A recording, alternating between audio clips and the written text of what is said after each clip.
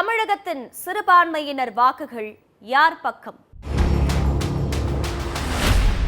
பாஜக கைக்குள்ள முழுமையா அதிமுக போயிடுச்சுன்னு ஒரு குற்றச்சாட்டை சொல்லித்தான் அதிமுகவோட சிறுபான்மை சமூகத்து முகமா பார்க்கப்பட்ட அன்வர் ராஜா இப்ப திமுகவில் சேர்ந்திருக்காரு.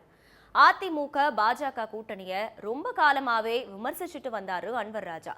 சமீப தேர்தல்கள்ல அதிமுகவோட பெரும்பலமாயிருந்த சிறுபான்மையினர் வாக்குகள் அந்த கட்சிக்கு விழலங்கிறது விமர்சனமா முன் வச்சுட்டு வர்றாங்க. கடந்த தேர்தல்கள்லையும் இது நிரூபணம் ஆகியிருக்கு. தமிழ்நாட்டுல 1967க்கு பிறகு சிறுபான்மையினர் வாக்குகள் எந்த கட்சிக்கு போயிருக்கு, அந்த வாக்குகள் ஆட்சியை மாத்தி இருக்காங்கிறதையும் பார்க்க வேண்டியிருக்கு.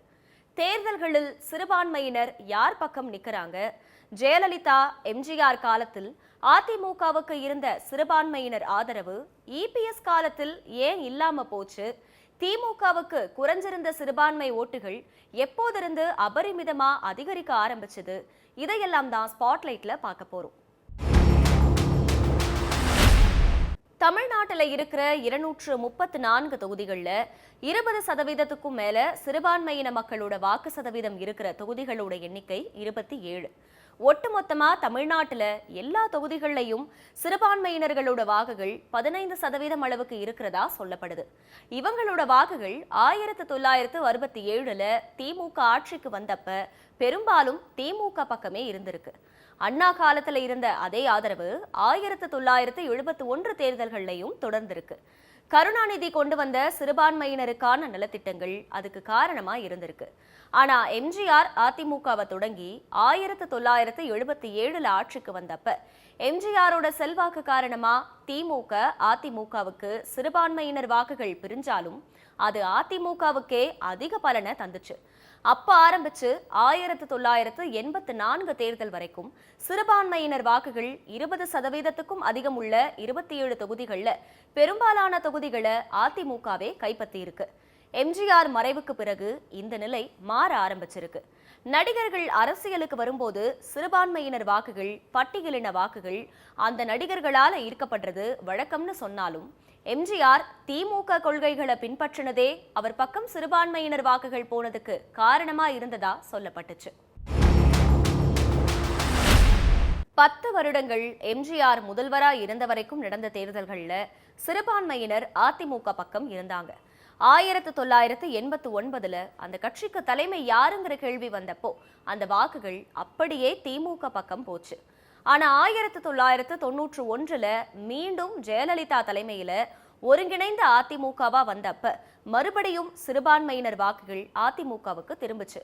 1991 முதல் 2011ஆம் ஆண்டு வரை 2 முறை திமுகவும் 2 முறை அதிமுகவும் ஆட்சிக்கு வந்த தேர்தல்கள்ல சிறுபான்மையின வாக்குகள் எந்த கட்சிக்கு அதிகமா போச்சோ அவங்கதான் ஆட்சி அமைக்கிற இடத்துல இருந்திருக்காங்க.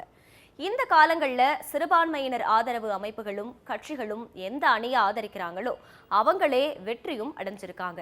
2011ல அதிமுக மேல பெரிய அளவுல அதிருப்தி இல்லாததோ, பாபர் மசூதி இடிப்பு, கோத்ரா ரயில் எரிப்பு போன்ற நிகழ்வுகள்ல பாஜக மேல இருந்த வெறுப்ப அதிமுக சரியா அறுவடை பண்ணதுனால சிறுபான்மையின வாக்குகள் 2011ல 54% அளவுக்கு பதிவாகி சிறுபான்மையினர் அதிகமா இருக்கிற 27 தொகுதிகள்ல 16 தொகுதிகளை அதிமுக வெற்றி பெற்றிருக்கு. சிறுபான்மையினர் வாக்குகள் தமிழ்நாட்டுல 15% இருந்த நிலையில அதுல 10%க்கும் மேல அதிமுக தான் வாங்கியிருக்கு.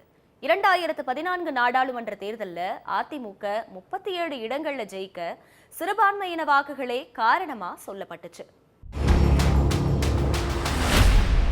2016 தேர்தலில் சிறுபான்மையின அமைப்புகள் திமுக பக்கம் இருந்ததாலையும் சில அமைப்புகள் மக்கள் நல கூட்டணியை ஆதரிச்ச போதும் பெரிய அளவுல எம்எல்ஏக்களை பெற்று வலுவான எதிர்க்கட்சியா திமுக சட்டமன்றத்தில் உட்கார்ந்துச்சு. சிறுபான்மையினர் வாக்குகள் அதிகமுள்ள தொகுதிகளில் 70% தொகுதிகளை திமுக கைப்பற்றுச்சு. இதுக்கு முக்கிய காரணம் சிறுபான்மையினரோட வாக்குகள் தான். ஜெயலலிதா மறைவுக்கு பிறகு அதிமுக பாஜக கூட்டணிக்கு போனது, சிறுபான்மையினருக்கு எதிராக பாஜக செயல்பட்டதா சொல்லப்பட்ட சிலவற்றை அதிமுக ஆதரிச்சது அதிமுகவோட சிறுபான்மை வாக்கு வங்கிய பதம் பார்த்துச்சு. 2019ல பாஜகவோட கூட்டணி வச்சதுதான் தோல்விக்கு காரணம்னு முன்னாள் அமைச்சர் சி.வி. சண்முகமும் ஜெயக்குமார் உள்ளிட்ட அதிமுகவின் முக்கிய தலைவர்கள் வெளிப்படையாவே பேசியிருந்தாங்க. 2019 வேலூர் நாடாளுமன்ற தொகுதியோட தேர்தல் நிறுத்தப்பட்டு மத்தியில பாஜக ஆட்சி அமைச்ச அப்புறம் நடந்துச்சு. ஆனாலும் மத்தியில் பாஜகவும் மாநிலத்துல அதிமுகவும் ஆட்சியில இருந்தும் வேலூர்ல ஜெயிக்க முடியல. அங்க இரட்டை இலை சின்னத்துல போட்டி போட்டும் ஏசி சண்முகம் திமுக கிட்ட தோத்து போனாரு. 2021 அதிமுக பாஜக கூட்டணி தொடர்ந்ததே தோல்விக்கு காரணமா சொல்லப்பட்டுச்சு. 2024 நாடாளுமன்ற தேர்தல்ல பாஜக அதிமுக கூட்டணி முறிஞ்சாலும் அதிமுக டெல்லி பாஜகவை விமர்சிக்காம மாநில தலைமையான அண்ணாமலையை மட்டுமே விமர்சிச்சு தேர்தலை சந்திச்சத சிறுபான்மையின மக்கள் பெருசா நம்பல. அதே சமயம் சிஏஏ தொடங்கி முத்தலாக் உட்பட இஸ்லாமிய விரோத சட்டங்களை திமுக கூட்டணி கடுமையா எதிர்த்ததும் அவங்களுக்கு திமுக கூட்டணி மேல நம்பிக்கையை கொடுத்துச்சு. 2026 விஜய் சிறுபான்மை வாக்குகளை பிரிக்கலாம்னு சொல்லப்படுற நிலையில சிறுபான்மையின அமைப்புகள் திமுக பக்கம் இருக்கிறதும் பாஜக கூட்டணியை காரணம் காட்டி அதிமுகவில் இருக்கிற சிறுபான்மையின தலைவர்கள் அங்கிருந்து விலகிறதும் 2026 தேர்தலில் எந்த மாதிரியான மாற்றங்களை ஏற்படுத்துங்கிற எதிர்பார்ப்பை உருவாக்கி இருக்கு.